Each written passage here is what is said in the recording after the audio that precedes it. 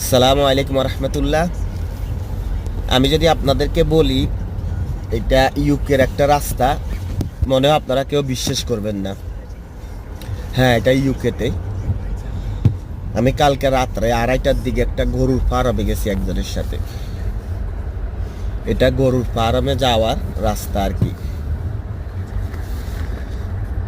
এখান দিয়ে ট্রাক্টর চলে এবং বড় বড় জিপগুলা চলে, এই জন্য রাস্তার এই অবস্থা।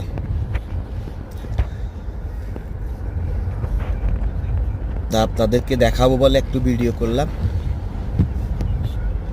সবাই ভিডিওটা দেখবেন,